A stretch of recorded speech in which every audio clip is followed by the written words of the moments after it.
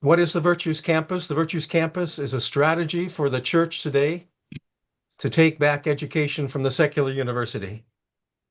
It's returning education to the client. It's returning education to the original space that God originally created education for. That's a family in the church. It partners local sites with accredited Christian universities. Students earn affordable, fully accredited college degrees. Academic pastors slash mentors mentor and guide students with vocational and life skills. It puts virtue and veritas, that is truth and character, are wedded into skills and knowledge. And it is a global movement as well. It's a part of the third education revolution, which is an educational movement that partners with families, homeschool networks, Christian schools, and churches. In the first session, we looked at why America needs church-based higher education now. In the second session, we looked at the Virtues Campus model, and we walked our way through a pitch deck, which we can make available to anyone who wants to use it as a tool to communicate with others. What is the essence of the model? Last week, we took a deep dive into the role of the academic pastor slash mentor. And this evening, in our final session, we will explore different site scenarios. Now, Virtues campuses are local, but there can be a variety of kinds of local sites that can host a campus. It can be in a local church. It can be a local homeschool co-op that finds some sort of facility. It can be a retreat center or a Bible camp. It can be in a rural area. It is a model that can work in rural communities as well. Let me just say a word about that. I was working with a group of churches in Iowa, and very rural area. And what can happen in rural areas is a group of churches, I would hope across denominational lines, can get together and to serve the rural families with their need of higher education in those communities. Let's say that 5 or 7 or 10 churches in a county can provide a pool of enough students from their churches and their communities to start a campus. They can perhaps mutually decide on one of their churches providing the site, the facility, and they can mutually identify an academic pastor slash academic mentor to serve the campus. Perhaps a team approach will work in the rural area where 2 or 3 can come together and teach. And then just a little bit aside, to get a big picture, a fuller picture, we are also working with international sites and have high hopes of starting campuses in this coming year, 2026. We have hopes of starting a campus in Nairobi, Kenya. In India, there has been interest in the cities of Mumbai, Chennai, Bangalore, and Delhi. So we're working with people in those areas. We've had an inquiry from Argentina and Colombia, South America. And then we also have high hopes of starting a Virtues campus in Sofia, Bulgaria. Just as an encouragement, let me just say a little bit about Sofia, Bulgaria. I'm learning about the country in my connections with the people that we're working with there. Bulgaria and the Balkans, there was a thriving Christian culture there for a very, very long time. But of course, the communists came in 1944 and that put a kibosh and just kind of decimated that. The moral imagination that once animated Bulgarian learning has faded, leaving young people restless in a world of competing ideologies. We have 2 strong leaders that are going to be opening up a campus, and they have written a paper about the history of Bulgaria as well as their vision for going forward Christian education. I just want to read one paragraph as encouragement to all of us. Here's what they say. Today, a quiet but powerful renewal is emerging across the nation of Bulgaria. Christian families are reclaiming education as a mission of discipleship. The Bulgarian homeschooling movement, once seen as marginal, is opening new space for faith-based learning. Within this historic moment, Virtues Campus Bulgaria stands as the beachhead for Christian education, the first bridge connecting university, church, and home under the lordship of Christ. They have a 25-year vision that they have written out very specifically about what they are hoping and praying and working for to spread education, Christian education, not only in Bulgaria, but they hope in the entire Balkans. So that is a bigger picture of what we are a part of here. But let's turn back, of course, now today to focus this evening on different site scenarios here in the United States. Now, to tell the story tonight, you're not going to have to listen to me. I've invited practitioners in the field to lead this time. I kind of call them the U.S. Virtues Campus team. Let me name who they are, and then I'm going to turn them over, each in turn. First of all, we'll hear from Larry Martin. Larry is a regional campus director in northern New Jersey, and he is going to touch on such things as defining roles of the campus director, of academic pastor / mentor, building a regional young adult community, and what are some best locations to start a Virtues campus. Dr. Jay Falzerano, wave, Jay. There he is currently senior pastor of Christ Community Church in Piscataway, New Jersey. He is in his 4th year as an academic pastor / mentor. So he is perhaps the most experienced academic pastor we have. And he is currently leading a cohort at Calvary Chapel, Old Bridge, and he'll probably tell you how that works. Maybe Pastor Chris Figueroa will join us a little bit later. He didn't know if he could pull away or not. He also has been an academic pastor in Calvary Chapel, Old Bridge, and he is currently serving Living Word Church in Lodi, New Jersey, as an academic pastor. And then a special guest. I thought you would like to hear about a real live, honest-to-goodness student who has just been through our 2 years. And so Jenna Falzerano is a recent graduate of the Virtues campus there in New Jersey, and she is willing to share her experience and perspective as a student. So Jenna, thanks for being with us tonight. So those are Hi.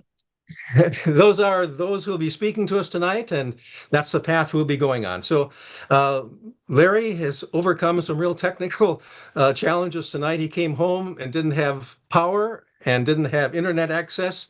So he is making shifts somehow. He's with us. So let's hope that holds up.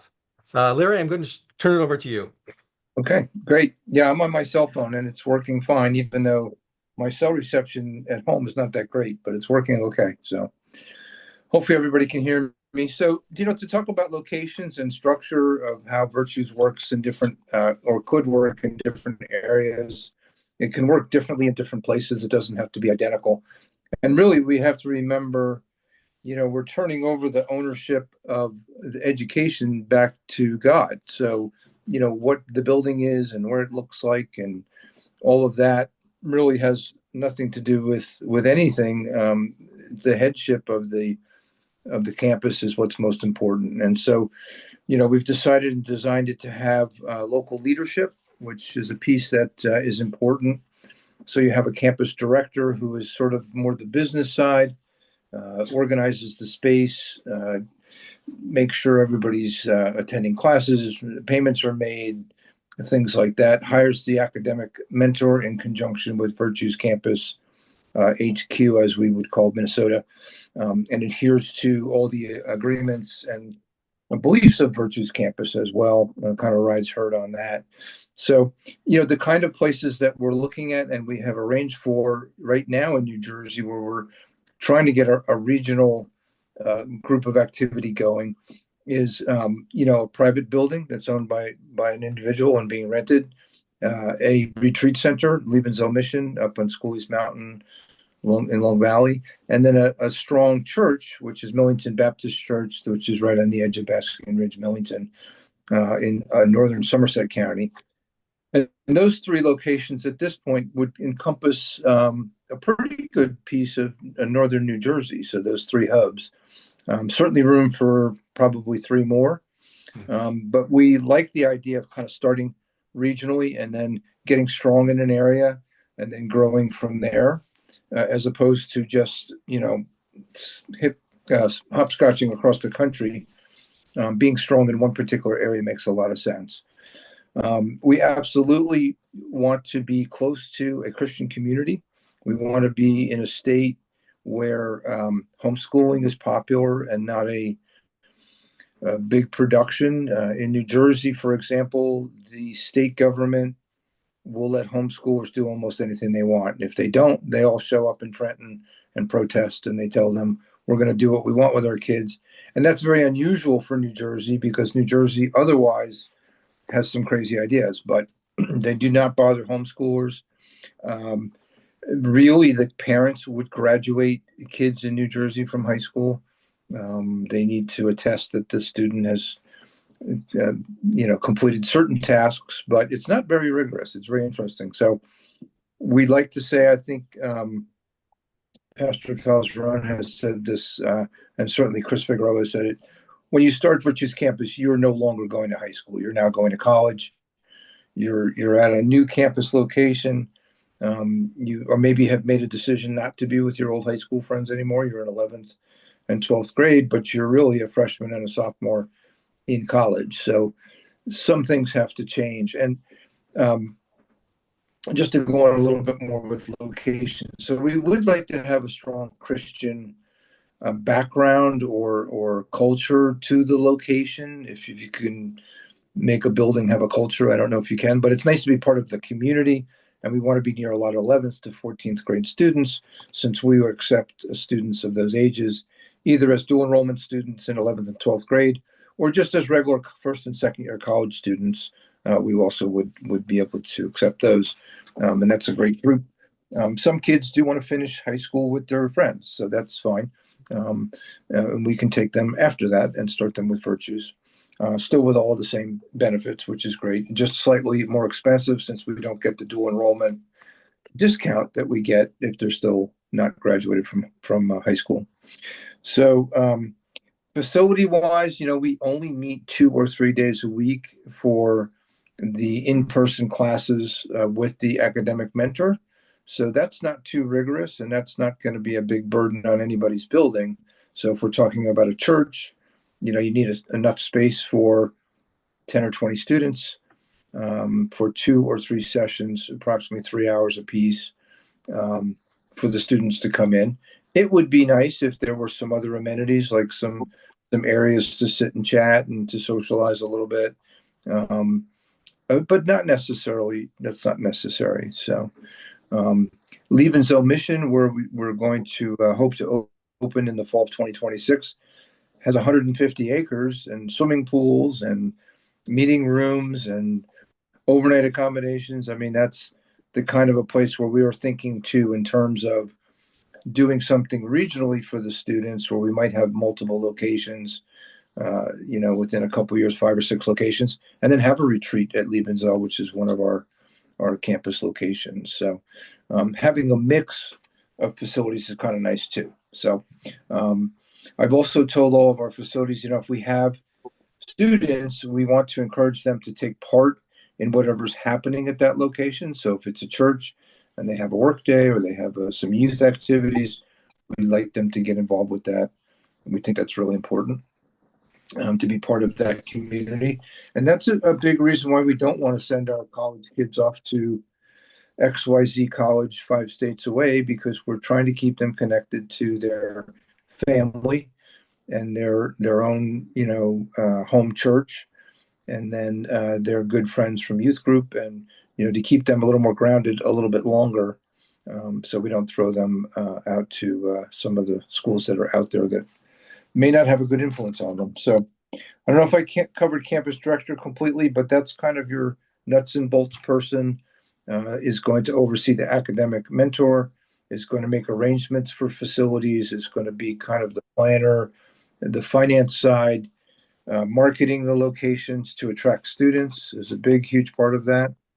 And then the academic mentor or academic pastor is the actual person with the heart for teaching who's doing the teaching. And as I mentioned, 2 or 3 days a week, face to face with students. And then the students are also another 2 or 3 times a week online doing other classes with the partner universities. So they don't need to come in for that. And they can do those classes on their own time from anywhere. And what's nice is kids now know how to do virtual learning. It's COVID changed all of that. And that's not a problem, but they're also not doing all virtual learning. They actually are connecting with other students and have the mentorship of the academic mentor. So it's a nice blend. It's very cost effective as well, which is a big part of Virtue's campus. I think a lot of people have spent way too much money on college educations where the student doesn't even end up doing what they studied for a living, or they don't know what they wanted to do and changed majors 3 or 4 times. We like to keep costs down, and we're very cost effective.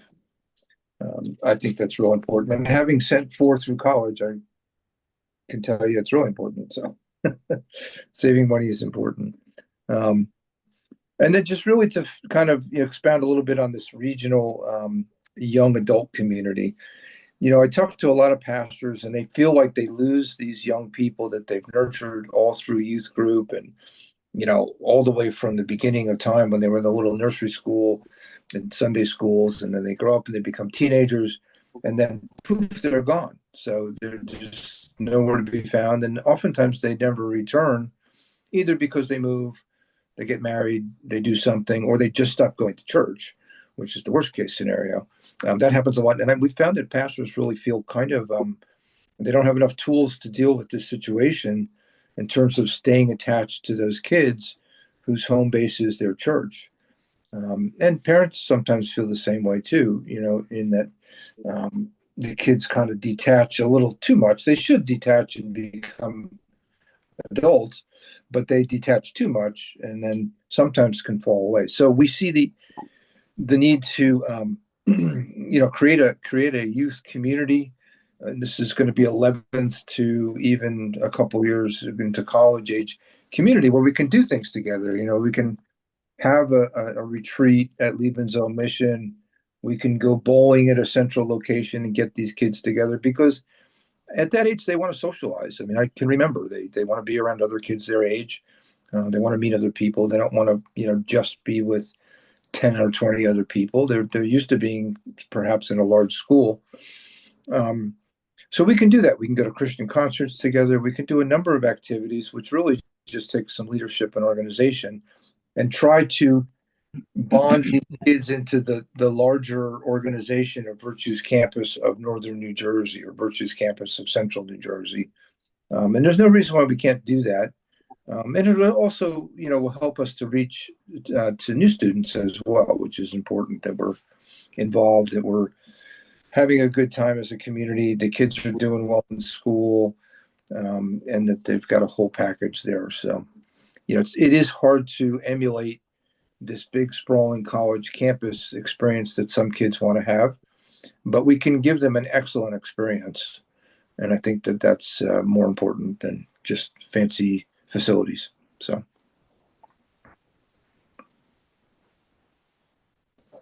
Larry, can you say a little bit more? Can you say a little bit more about what you're doing in the area of marketing or hope to do in the area of marketing? Yeah. So as I mentioned, New Jersey has a really strong homeschool community.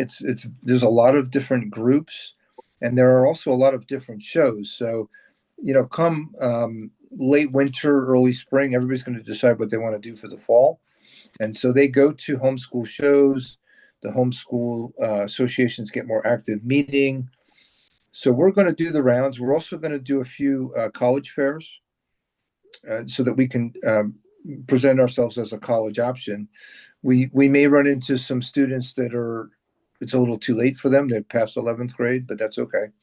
We're glad to have first and second year college students as well at Virtue's campus. So there's a number of ways to reach out. We had tried to do that for 2025, for fall of 2025, and we just didn't have the agreements in place for the campuses, and we did not have the time to do the marketing.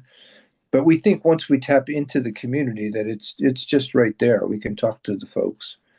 Um, and then as we go and grow, having 3, 4, 5, 6 locations makes us more viable for more people. We're not a long drive from anybody. You have to imagine in 11th grade, the parents might be driving the children still. I didn't even get my driver's license till I was in 12th grade myself. So, that's a consideration. You can't be too far. And then if they're homeschoolers, they know about other extracurricular sports things that the kids may want to do. Sports are very big, of course. So kids they don't want to miss out on everything because they're doing Virtues Campus. So we, need to be close by. We can't be too far apart. And in New Jersey, 20 miles can be an hour drive. So, at certain times of the day, it's kind of very packed and congested. So the more locations, the better. But, starting with 3 or 4 in the fall, this fall will be plenty to get a good start. Thank you, Larry. I think instead of stopping and having a Q&A with Larry, if you have a Q, jot it down, and we'll hear from Jenna and Dr. J first, and then we'll have a kind of a general Q&A after that. So I always think that beauty should go before age, and so couldn't agree more. So My daughter's Jenna, beautiful. thanks again for being with us. Why don't you share with everyone, you have just graduated from 2 years at Virtues Campus. Yes, Tell us about your experience and of yeah. course. Hi, everyone. I'm Jenna Falzerano. Dr. J is my dad. Thank you, Mr. Gillespie, for having me on here. I feel very honored to share my experience. Um, I just graduated in May of the program. Um, I think it's a great program. I really do. I recommend it to everyone. Everyone I tell about this program, they're like, I'm so jealous. Is that around like where I am? And I'm like, so then it's my perfect time to advertise. But like Mr. Martin was saying, it's more of a college than a high school. And I personally love that. It made me feel very grown, and I liked the idea of being more of a college student than a high school student because I never liked college. I never wanted to go to college growing up. I have a lot of learning disabilities, so and I have a really wonky school journey. I was in and out of school, and then I was getting pulled in for homeschooling. So when my dad offered the idea of like, why don't you just go to Virtues when you go into 11th grade? Because I was at an online school, and the workload was killing me. It was insane. It was like 50 assignments a week, if not more. So I personally just you don't want to make school overwhelming. It needs to be challenging, but not overwhelming. And I think that Virtues is the perfect balance of an ease is like a more manageable workload. It's very flexible. It's in person and online. You just get the best of both worlds. So and I felt like with an all online school, it just wasn't for me. So I'm so glad that my dad was like, come to Virtues. And I went to Virtues, and I got my best friend at the time, and I was like, hey, why don't you come to Virtues with me? And then we started advertising it to more of our friends. And so my dad is now at a cohort. He's teaching cohort of a bunch of my friends, and I think that's just great when you get to advertise to your friends and then they start doing the same program. But back to me having a wonky school journey and hating school. But then I came to school, and all of these just pros. My mom and my dad were telling me all these pros of Virtues, and it was just like light bulb, light bulb. Like it was just making me think, why don't I just do this? And I did, and it was amazing. I mean, I wrote down some pros, and the major pros that stick out to me is that it's just so flexible. It is on your time. So I think that's a great thing. I think school needs to be on your time and not on their time. And no, I didn't allow her to be in my cohort. She was in Chris's No, cohort. I was in Chris's cohort. No favoritism. No, Thank you, Jenna. Thank you. of course. Save your questions for Jenna, and we'll move on to Dr. J. Falzerano. As I said, he is in his fourth year of teaching, finishing your second cohort. And Jay, share with us anything you want to share. Does anyone really want to hear me? I'm a pastor, I'm a professor, I run a cohort. I feel like I research, write, and speak for a living. So I could just talk and talk and talk. I'd like to do more, maybe of a quick, as my friends would say, I'd like to sum it up or just give some pointed kind of highlights and talk about a couple things that I think are freaking people out. Look, I'd rather Good. stick on the points where people say things like, well, well, if you don't have 10 students, you should have a cohort. That's not true. I started a cohort with 7, it grew to 12. Then a couple people actually dropped out before year 2 to return. So I think we graduated 10 our first year. I had my second cohort start with 7. I lost 1 student to Scranton University, which I would tell people is a positive because our partner university of what seems to be of choice is the fact that our cohort is operating in the world of Calvary Chapel. And Calvary Chapel is its own little monster, okay?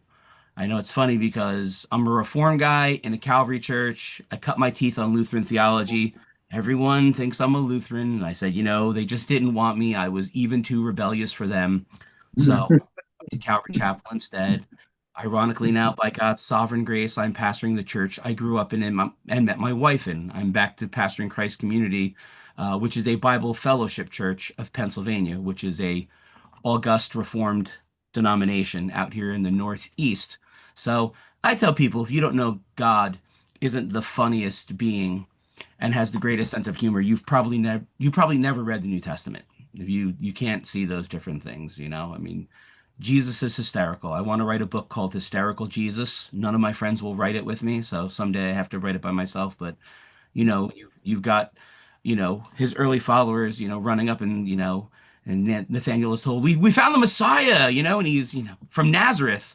He goes, Nazareth, can any good thing come out of Nazareth? And then here comes Jesus around the corner and he goes, behold, an Israelite in whom there's no guile. Now if you don't think that's funny, you don't have a sense of humor. Just go see a doctor. That's hysterical. It's because Nathaniel was full of guile and Jesus using the language of New Jersey, which is sarcasm. Larry will back me up on that. It's offensive in many, many parts of America. In New Jersey, sarcasm is a love language. We who love each other most seem to nudge and poke and jab each other. I mean, Jesus just said funny things.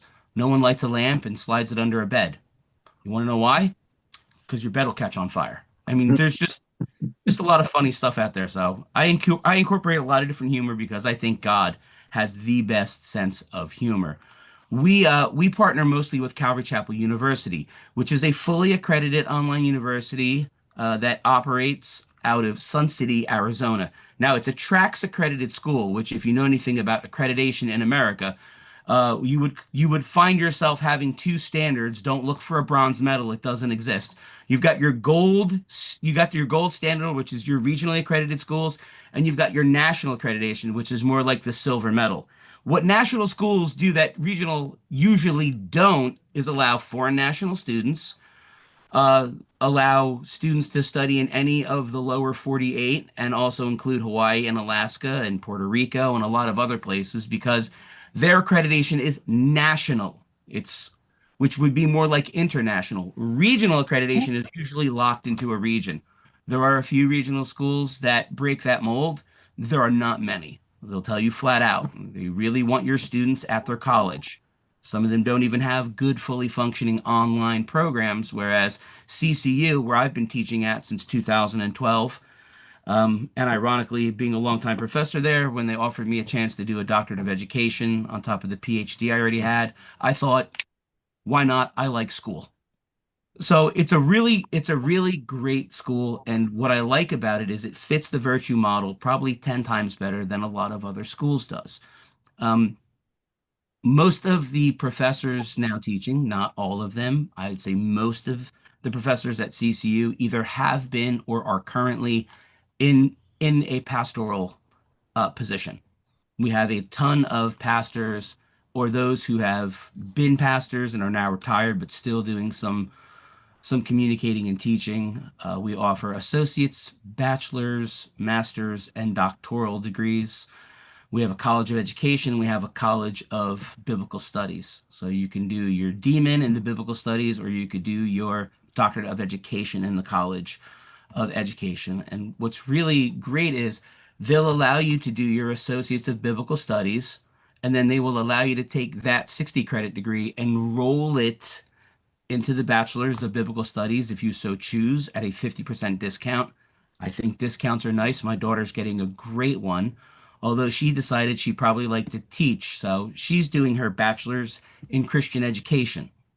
And she was allowed to do that because I worked rigorously with Dr. Chapin Martian, the president of CCU, and said, hey, we should really allow these students from the Associates in Biblical Studies into the College of Education. Is there some world in which we can prayerfully make this work and kind of get something to articulate from biblical studies into education? And they have done so. So I'm having a lot of just personally, everyone's really enjoying the CCU, and I'm getting more colleges because all you have to do is advocate. And my word for virtues is advocate. You have to teach your students how to advocate for themselves. You have to teach mom and dad how to advocate as well. And you better believe you're the biggest advocator for advocation. I'm really sorry for all of that redundancy, but it had to be said just once. I pulled strings. I got on the phone with the registrar, and Caleb Hartman is now a sophomore at the University of Scranton, which is a Pennsylvania regionally educated university. And let me tell you, if you don't know anything about Pennsylvania, you'll know it's the strictest state in America for education. If you're a homeschooler in Pennsylvania, 6 months in advance, you send your curriculum in, and it either gets accepted or rejected or accepted with provisions. And they send it back to you and say, sorry, that's not rigorous enough for this state. In New Jersey, what makes it so great is, although I think we have a lot of liberal policies that I would disagree with politically, Larry has already told you that homeschool moms will set the countryside on fire if they're told they can't educate their children in Christ. So what New Jersey allows, and the more I look into it, New York State actually follows suit, which I'm very pleased about, is that what is a 3 credit class at the college level in an undergrad is actually considered a 4 college credit class when you articulate that into your high school degree. So when we talk about doing a 60 credit degree, 30 credits, 5 a year, you're doing them here with an academic mentor, and then you've got your 30 gen ed credits, your math, your science, biology. At CCU, we do Christian ethics, we do intro to philosophy of the ancient Christian world. Some cutting edge stuff, Islamic apologetics, things that I say well, a lot of colleges are not offering any of those things that I wish more colleges were, especially for the day and age we live in. We are actually offering students more like 80 credits, and that's why it's very easy for me to help moms and dads write a transcript for their high school side, and even we're now even helping them print out diplomas. So I've offered that, and I would strongly advocate, and I would recommend to everyone who's even thinking for a second, you've got to be there for your students and their family because it's a cutting edge program, and it's a unique and amazing educational opportunity. So I've told a couple moms, hey, what's the problem here? Let me give you a case that's going to sound almost like I'm making it up, but I can prove it with documentation and metrics and data. I have a student who said, hey, I'm trying to get into Cedarville. Cedarville's a pretty prestigious Christian university in Ohio. I know I have a friend there, Dr. John Whitmore is teaching in their science department there. He's a good friend and longtime colleague. And I said, well, what seems to be the problem? She goes, and again, this isn't a dig on Wanda. It's not dig on Wanda time because she's retiring and, we want to celebrate Wanda. But they said, she did something with the transcripts that unfortunately the registrar didn't like. And I said, well, send me what she sent you. And I took a look at it and I go, yeah, I can see they can, when you're dealing with this kind of stuff, you can get a very persnickety attitude going. So I rewrote the whole transcripts and I wrote it all as 4 credits. And I detailed the classes and I put in the class codes and I used CCU and I used virtues. And she went back a week later to Cedarville, and Enzo's now been accepted. He's gonna be starting in Cedarville. They would not take all of his credits, and I tell people, congratulations. If I went to Seton Hall and then transferred to Rutgers University, I can tell you right now, Rutgers will say, I'm sorry, Seton Hall is a Catholic university, and we don't like these 5 classes here. Sorry, we won't take them. And anyone who says everything at the regional level transfers to another regional school, you don't know nothing about transferring. That's not true. It is at, and check any of the websites of any colleges you choose, it is at the discretion of the university and the registrar for what they accept and what they don't. You have to get tough. You've got to say, well, if you want me to do 15 extra credits in my senior year, I can also tell you I'm also looking at these 3 other schools. Grand Canyon University accepted all of my credits. Liberty University said they'd love to see me September. So you've actually got to get a little bit tough, because like everything else, everyone forgets this. And this is the truth, and it's the honest to goodness, my heart to your heart. College is the biggest business in America. Christian colleges are not exempt from that. They want your students just as everyone else does, and they want to maximize all the potential they can. If they see a class they don't like and you haven't explained it well, they'll say, I'm sorry, that doesn't fit into an elective. It didn't fit into your program. And so now you have to take this, this, and this. Don't just have one school. It's something I've been working on with my cohort now for the last 2 months. Yeah, you want to go to Cedarville. I understand. Do yourself a favor. Pick 2, just 2. Pick 2 other schools that are high quality, that offer the degree you're seeking and the vocation you believe God has gifted you and uniquely called you to. And just, they're only a bargaining chip for you. It's a backup/bargaining chip. So you'd be amazed what's going on and where things are. I've also students get into Liberty University, and so it's not an end all be all. And by the way, we have regionally accredited schools as well.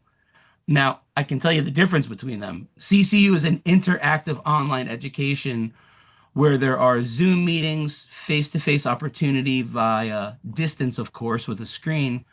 But there's also, for the most part, video recorded lectures by that prof, and they're uploaded, and there are tie-ins to the curriculum in the books. Whereas Crown College, SEU, I'm not picking on these people. I'm telling you, I've reviewed them. This is just a peer review thing. And Bob Jones, no, it wasn't. What's the other? There's one in what's the school in California, David? William Jessup. William What- Jessup. Thank you, Bob Jones. That is a completely different university, although a great university. They're all, every single one of them. You got to realize they're all asynchronous. The student gets a syllabus.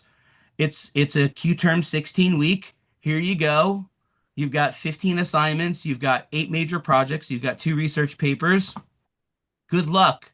I had students struggle through biology at Crown College. You were going to get the real deal. When you talk to a Jersey boy, you get the straight truth, whether you hate him or not at the end of the day. They struggled. I had to go help students. They're like, I don't own a microscope. I don't have water where I live, Dr. J. I live on Staten Island. Find a pond. They said, have you seen a pond on Staten Island? We don't have trees. It's concrete. Okay. There's a pond 2 miles from where we meet as a cohort, and we'll go collect samples of water together. You can do this. Don't freak out. There are different kinds of online education. And unfortunately, because the regional guys and gals are late to the game, the nationally accredited universities have learned to do online education with sheer excellence. I sound like a guy who really promotes regional accreditation, since I teach at a non-regional accredited school. I sound like a real national guy. For our program, national works really good, because I think with attempting to go into other countries, if they're English-speaking countries, because Calvary Chapel University is a transnational association of Christian schools accredited college, we offer degrees overseas. I have students in Pakistan who are literally flying under the radar because they're in a Muslim country. Can't tell you their names. but I have them. As long as someone is proficient in English, you can do your degree at CCU, and there's even a very, and they understand that we're very connected into the missionary community, and there's ways to get these degrees to people so that they're not ratted out by their own countries or found to be, not subservient.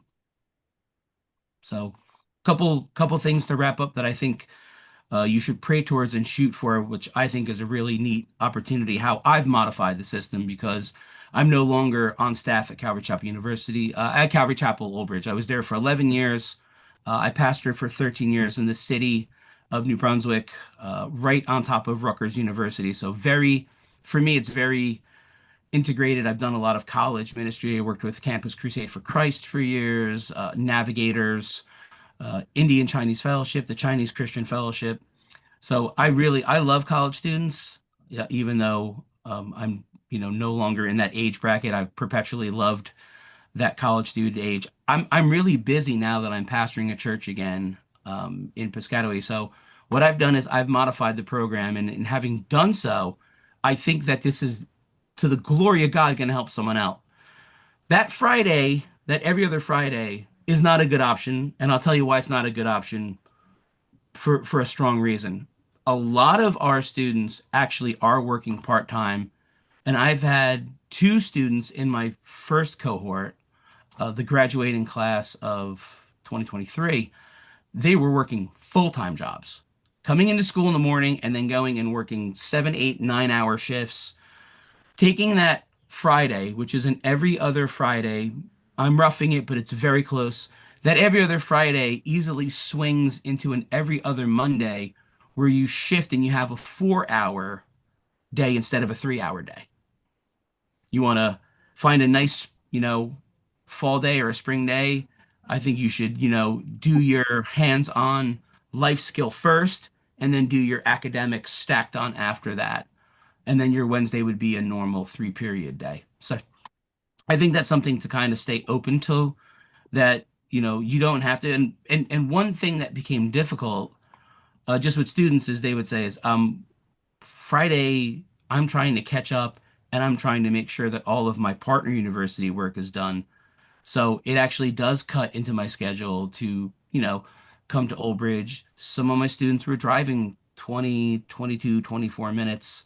And, we don't think much of it, but a little bit of traffic and a little bit of delay, and it would have been a couple hours that you could have dedicated to your other work, your GEs, your gen ed credits, and then still squeeze in some hours because we do promote this as a working program. You can work a part-time job. I wouldn't suggest a full-time job. I really wouldn't, but you should be able to manage a 20 to 25 hour a week job and still get everything in. We need to learn that prioritizing is something very important, and that's something I've kind of tried to blend in, and I've even done extra lectures on what is a priority, and what is of fascia prima. What's the first important thing here? What do you want to make sure that you kind of concentrate on? And you don't go out with your friends and watch a 3-hour movie when you have two papers due and a midterm exam that needs to be in by Friday night. So running two cohorts together is the last thing I'll kind of talk about, because this is where I really think everything can bloom, and really this is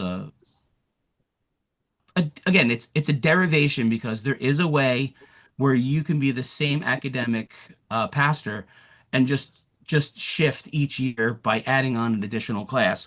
What I think works even better, though, is to have two different offsetting cohorts in the same building or very close to one another, the way Chris Figueroa and I ran one. When I was starting the sophomore year and taking the students through their last year, Chris had an incoming freshman class.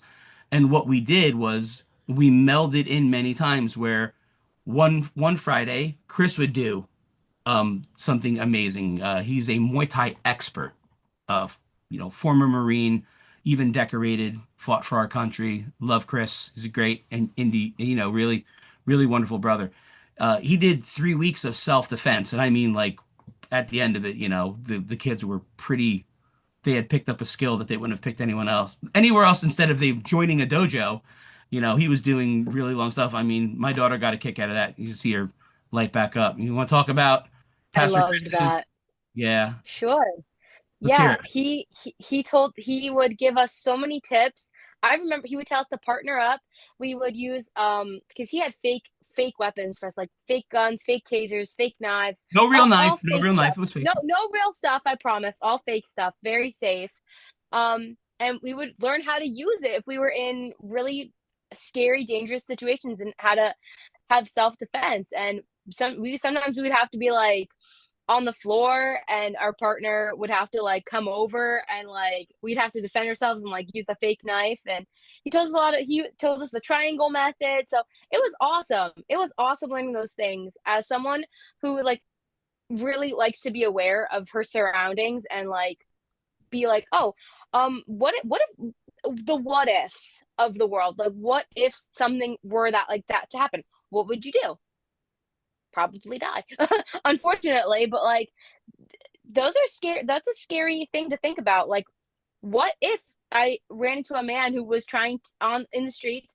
Not that I would be like in the streets by myself, but thinking about that, like, what if some scary person who's dangerous came over to me and had a gun? Like, what would I do in that situation? Well, now I know to how to defend myself from it. So I think that it's great.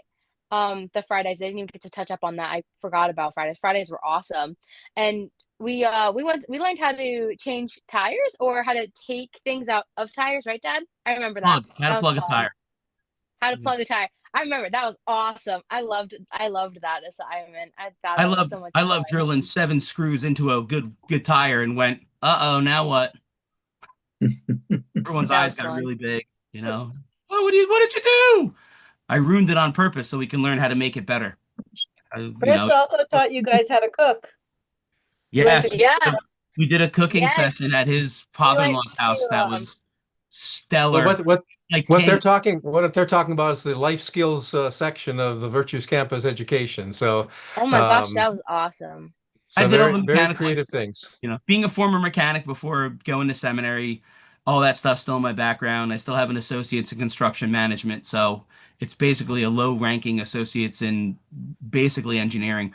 So I did more of like, what would you do if your car didn't start today? What would you do if your mechanic said you need a new battery and before you know it, you're getting ripped off here in New Jersey where they tell you, oh, you need a new battery, $850, and we'll put your battery in. And I tell people a battery is $200 to $250, and a really smart chimpanzee with, highly articulated fingers could change a battery. It's 2 brackets and 2 electrical posts. You don't pay for a battery, you change your battery, and then we can diagnose whether or not it's a dying battery or you have a alternator that's no longer putting 13.7 volts into your battery as your engine is running. So we really have given them some, really good hands-on stuff. I taught everyone how to sew.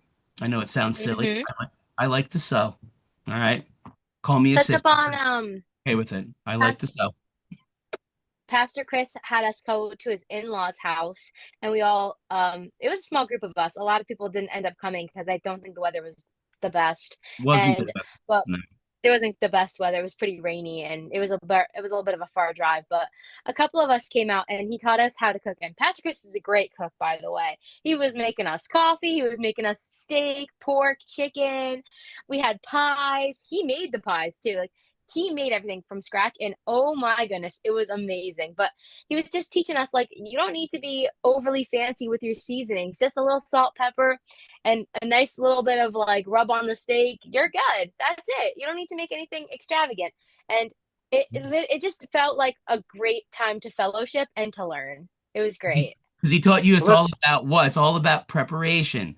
Cut most Mhm. of the fat off of the side of the pork. You want to wash your pork, then you want to make sure you dry damp it down so you're not putting it wet into hot butter or hot oil.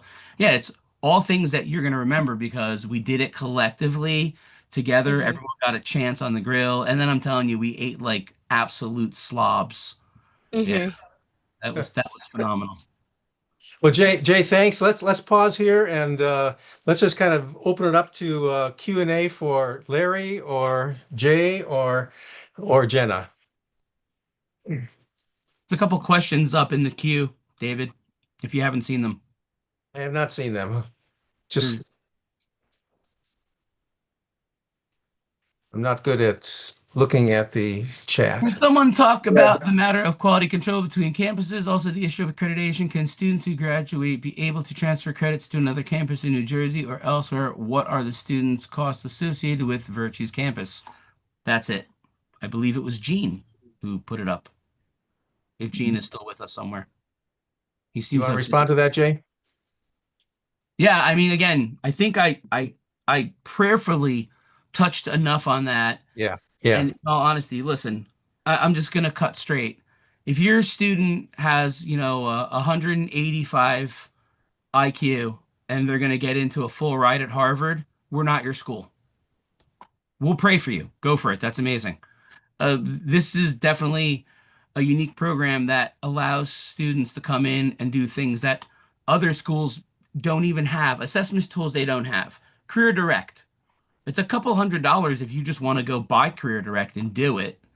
And then you have to pay, because I checked into it, you have to pay for a fully accredited and trained Career Direct counselor to go over your assessment with you. So like I have point in case, I have families saying, well, I want to do the Career Direct piece, but I don't want to do virtues. And I go, well, you're going to spend about $400 or $500, so God be with you. Okay, you can go on. Crown Financial owns Career Direct. You can do the 2-hour assessment, and then you can reach out through them. But you're going to be billed not once but twice. You're going to pay for Career Direct, and then you're going to pay for a consultation. We eat that fee and roll it into structured payments for the Virtues Campus, which I think is unique. It's a unique position because the curriculum very heavily in the first year and a tiny little bit in the second year really builds upon the interconnectedness of that piece of the pie. You know, you're a believer in the Lord Jesus Christ, and whom has God made you to be? Like it or not, in our society, if all the people who protected and defended, if all the people who built houses, or so much as all the sanitation workers woke up one day and said, I'm not picking up garbage anymore, believe you me, brothers and sisters, we would have a big problem, a really big problem. Some people, by God's design, have been molded and shaped to be police officers, firefighters, you name it. Like we all have a different unique vocation by God's calling. So helping students understand that, I can tell you right now, my high school that I graduated from in Piscataway, ironically, back where I'm pastoring, um, Mrs. Steele was a genius guidance counselor. She dealt with the problem cases. I didn't really give her a lot of grief for 4 years, but in seeking out further education, she seemed almost lost as this wonderful woman who had a PhD. She didn't really know how to guide the students on what was next.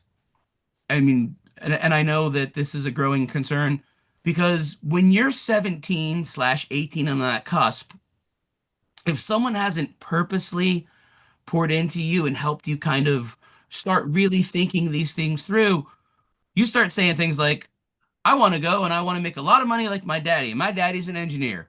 And you get into your second engineering class at Rutgers University and you say to yourself, I hate math. I hate math. I stink at it. I got a bad SAT score because of it. Now I'm just speaking out of my own heart because that's true. I got a great English score. I got a great English score and a really bad math score on my SATs. But you find yourself in a degree program now thinking, Lord in heaven, Jesus, could I do this for 30 to 35 years? Can I play with numbers and make them work and structure buildings that won't fall apart in high winds and tornadoes and all the things that a structural engineer does for a living? Do I even like engineering? No, my dad made a lot of money and said engineering was great. Well, for him, it was great, but maybe not so much for me. So that piece in itself, is we're really trying to help the student learner kind of get a grasp of what vocation has God uniquely crafted you to really plug into and do so that every day when you go to work, and this is a truth my father instilled in me when I was 12 years old, and I can still remember it now, in my 50s. Son, if you do what God made you to do, you may work, but you'll never hate going to work. Work is not a curse. Check the garden out. God created a garden, put the man in it to care for it and work the garden. The thorns and the thistles, that comes after rebellion. That comes after the fall. That's not pre-fall. Work is not a curse. Sweat of your brow, the thorns and the thistles, that's the curse of disobedience that was brought about. That's the judgment of God. But work isn't a curse.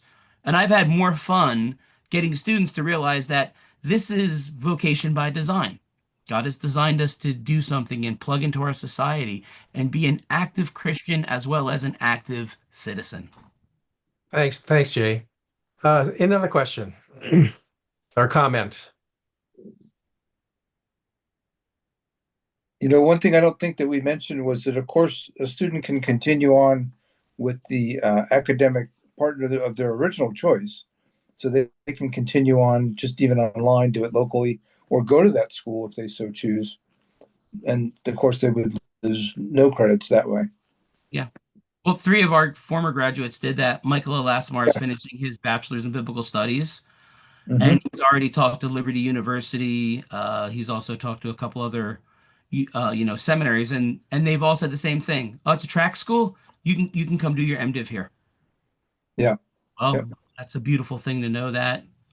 A couple of our wonderful gals, all finished up at Crown College, took the associates, and Right. then just again, Crown's got this wonderful thing that says if you've now been an online student for 2 years and you want to come to Minnesota, we'll take 35% right off the top of the degree. Come Wow. and be a resident student. Enjoy the college experience for your junior and senior year Mhm. when you Yeah. really focus on your major. So Yeah. that's a great option. And most of the schools, William Jessup does as well. They almost all offer um, a discount. Some And did. why wouldn't Yeah. they? Why do you want to lose a student you've already poured into for 2 years? Why would you Right. want to lose a student? Right. I think all of our partner university have some sort of cost break for those who want to continue on in their third and fourth year Yeah. to get their bachelor's degree. Yeah. Mhm. I think every one of them, David. I think SEU Yep, I think that's right. Yep. Yep. does the same thing. Yep. Although SEU may only be a 25% tuition break, I've tried to tell every parent on the planet if they offer you a 5% tuition break, take that too. They're also one of the more reasonable ones to begin with too. So Yeah. they're 25% off of an already reasonable number. They have several unique degrees as well that a lot of other schools do not offer. Yeah, well, they have the whole trades program with the 5 different trades tracks, electrical. That's where I was going. A trades. Yep. A trades They're talking about Southeastern University in Lakeland, Florida. Yeah, absolutely great program. Yeah, I know, Larry, your heart is in the trades. All of our hearts are in the trades, and really encouraging students who have those vocational skills to head for the trades, even after 2 years with us. This is something I can tell you being first of all, I'm still a card carrying member of Local 9 plumbers and pipe fitters and refrigeration technicians. Because I can tell you, whenever I want to go spin wrenches, I can make some really great extra money. So Right.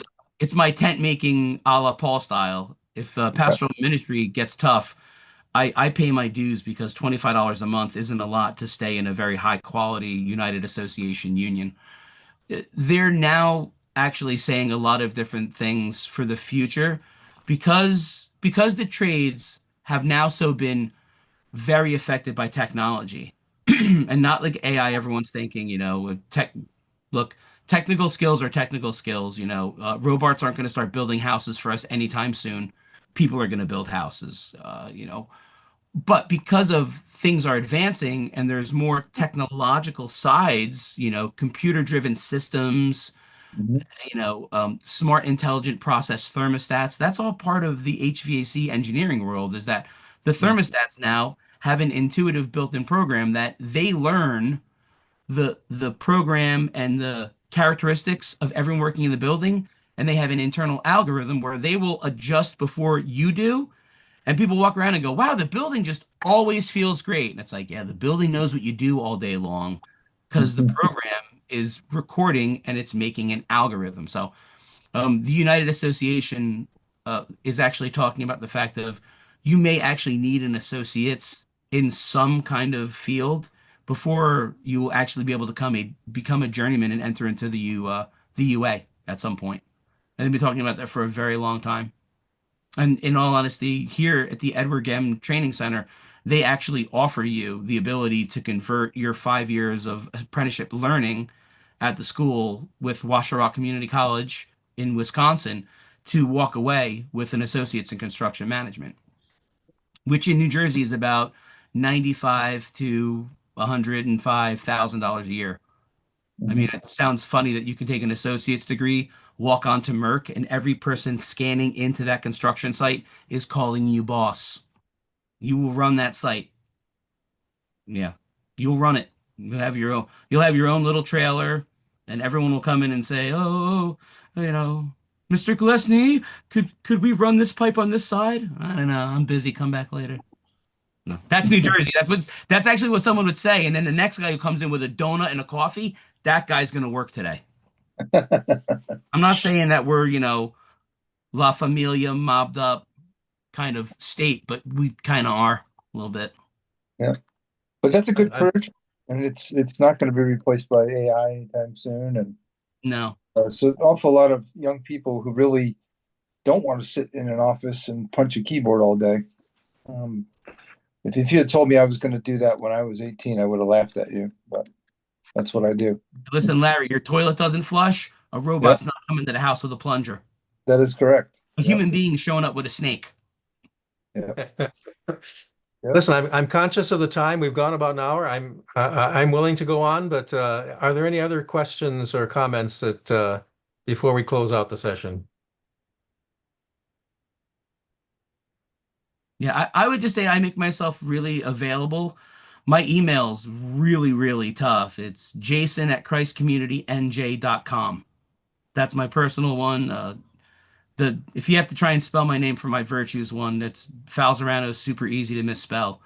But jason@christcommunitynj.com is my church email.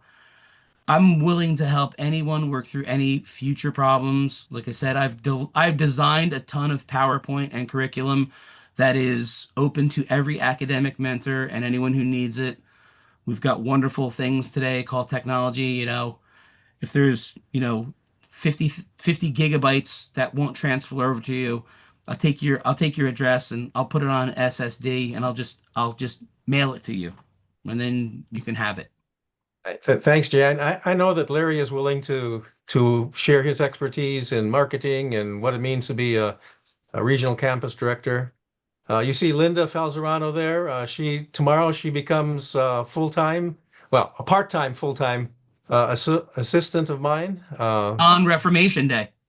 on Reformation Day. That's right. So I know Linda would be more than willing to help in any areas of admissions or questions like that. I'm always available. So Absolutely. don't hesitate to reach out to any of us with specifics. She's not the sixth Sola. She's not Sola Falzerano. Although that sounds good. Well, good. Let's close our time and thank you for being here tonight. Thank you for Larry and Dr. J and Jenna. Thank you for sharing. Appreciate what you had to share with us tonight. And for all who were here tonight and those who were returning, I'm glad that you are back with us again as well. All right. Great. Have a great Thanks night. much. Good night. Good night, Thank everybody. you. Good night. Bye.